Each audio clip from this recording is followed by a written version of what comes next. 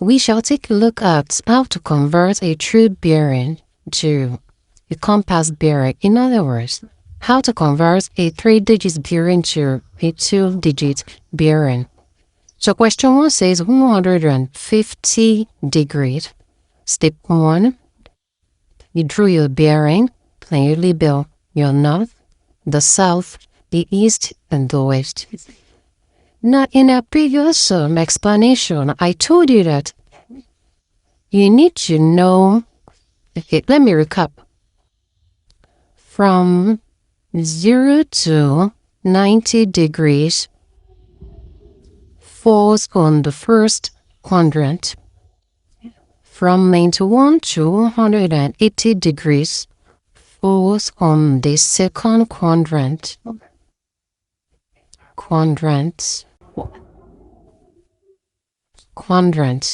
Second quadrant. Then from 181 degrees to 270 degrees falls on the third quadrant, and from 271 degrees to 360 degrees falls on the fourth quadrant. Now, in this question, we have 150 degrees. Then you ask yourself, where does it fall? It falls on the second quadrant. It falls on this range, so my 150 degree falls on this second quadrant here. So, in my previous explanation, I told you that north, south, east, and the west. I say this is the first quadrant, and this is the second quadrant, third, and fourth. Now, in this question, this question falls on the second quadrant, which is around here. First and second. So it falls from here, so from here to here is 90. From here to here is 90. Remember, we move in a clockwise direction. So, like this is 180 degrees. So out of 180 degrees, we need to capture 150 degrees. So my 150 degree falls within this range.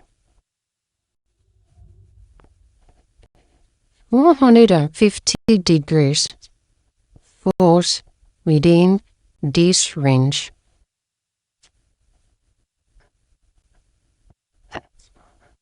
Yeah, this falls within this range. And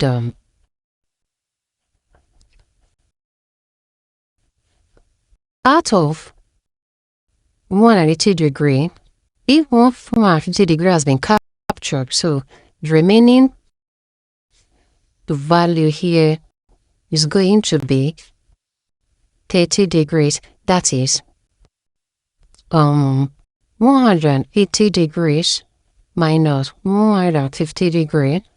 That should give us 30 degrees, and the 30 degrees falls between southeast.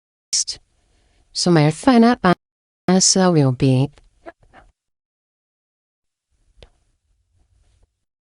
30 degrees southeast. So okay, question 2, we take a look at how to change 325 degree, which is a 3-digit bearing, to a 2-digit bearing. Step 1, we draw your compass and label north, south, the east, and the west. Then, where does this 325 fall? Where does it fall? It falls on these ranges. So 325 falls on within the range of the fourth quadrant, which is around this area. Around this period. So remember, we moved in a clockwise direction, like so. So my extension has to be drawn here. So when we're moving this way, it is 360. So 325 falls around this quadrant. 325 degrees falls around here.